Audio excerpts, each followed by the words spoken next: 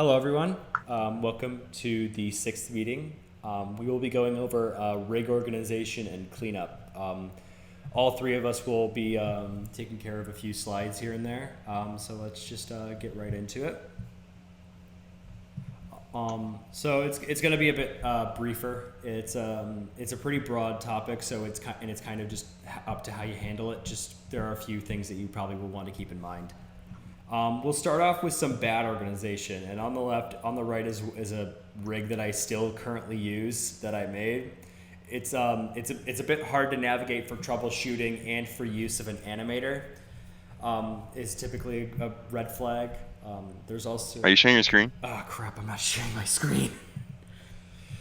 Made a mistake already. Great. Just imagine it. Just imagine it. Just imagine it. We'll start with. We'll just go to this.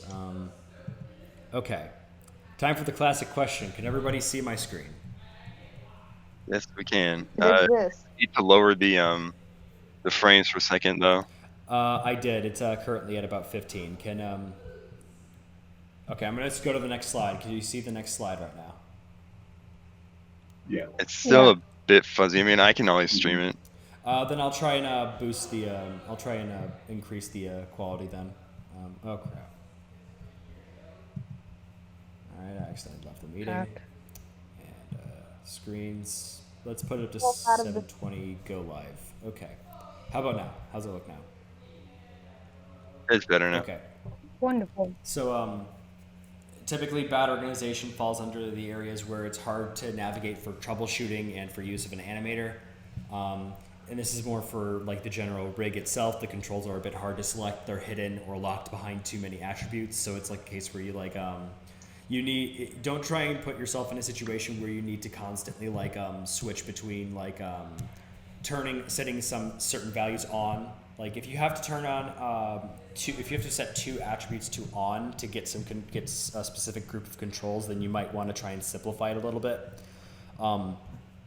There's also a case where you have unclean control transformations. So say my body control has its default position is currently set to 100 on the Y, 75 on the Z. It's got some rotation values. You got to get rid of that. You have buffer groups with unlocked or visible attributes so that they can be easily tampered with by animators that can cause your rig to break. Or you have free-floating items in your outliner that appear to be haphazardly scattered about, like this. My hand controls are just kind of floating under the root and currently have no place. My feet controls don't have buffer groups, so that could cause problems in some cases. I have just a bunch of const groups instead of just general control groups. So yeah, those are probably some definite red flags right there. Some good organization are areas where you have locked and hidden buffer groups, so you can't set keys on groups that shouldn't be keyframed. Your controls and joints are grouped by the limbs. So in the previous example, you can see that my left hand FK controls and my left hand controls are in separate groups. That's not something you want to do, so you'll want to group them together. Also, in the case where the left elbow is separate from the left arm controls, because I do believe there is a left hand control for the IK somewhere in here. They should just be in an arm group. Group that separates the major sections of the rig into joints, controls, geometry, etc. Everything is renamed with consistent naming conventions because you don't want to name one joint as JOINT and then another one as JNT. And you'll probably want to keep the capitalizations consistent too. You don't want to have lowercase JNT and a capitalized JNT. I'll let Dara take it from here for these next two slides. Hello. So I'll be talking about how to distinguish and organize your rig. Well, basically when you try to build a setup, you want to try to separate it by the types of nodes that you have into groups. Just want to emphasize that you really want to keep your rig and outliner as structured as possible to prevent any messes, chaos. It would just be a mess to work with. So from the get-go, you want to try and keep your workflow and your rig as structured as possible. So one way to go about that is to pretty much just separate your rig into separate groups. So like, for example, you could have all of your geometry into one group, call it geo group, all your joints into one group, joint group, control group, um, and then kind of like on this slide, it states like different groups that you could have, like joints, controls, handles, bind joints, FK joints, IK joints, caves, etc. There's really no like one way to do this, but like you want to be consistent in the way you organize um, your rig. And here are some like common naming conventions and abbreviations for like things that you may use while rigging, such as your like bind joints, blend color nodes, controls, clusters, curve, distance. I mean, like all of these here are like some of the common ones that I use. These are just suggestions, but there's really no single right way to do naming conventions. And as long as you know what they mean and that other people could figure out what they mean, and you should just like keep it consistent. Or like when it comes to naming conventions, you might have to check with a technical director to make sure that it lines up with what they want. So yeah.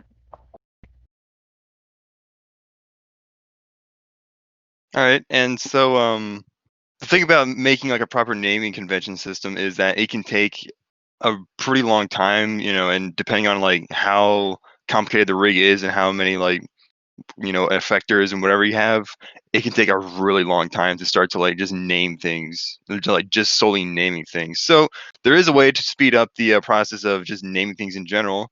And so what we're going to kind of start with is going towards the input box in the Maya window, and I've kind of put an arrow where you'll generally find it.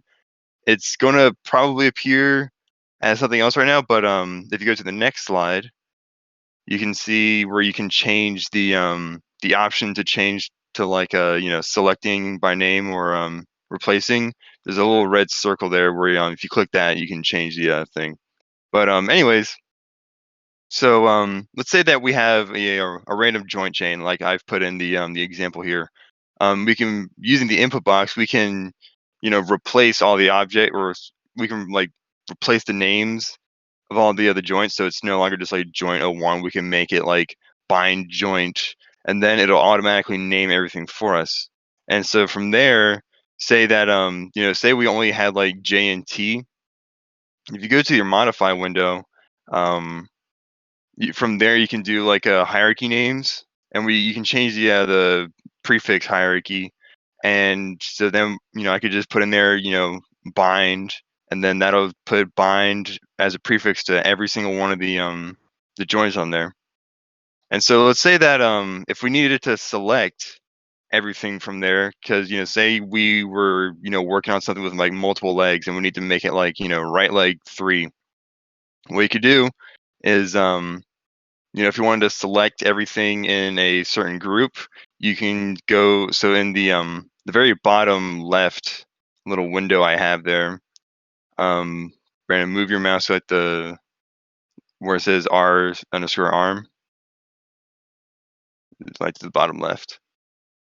Yeah, right there. So that's in the input box, and so that's the window where you can actually say that you have to go and select like specific things in your outliner. That actually makes it so all you have to do is you just have to type in like a general thing, and then it's going to select every single like object in that outliner that has that name in it. So what you have to do is you have to put little stars kind of before and at the very end, and then type in whatever you need. So it's like r_arm, and then that's going to for me that's going to automatically select all of the right arm joints or controls or whatever. It can be as specific as you want, but this would in our example do all the joints.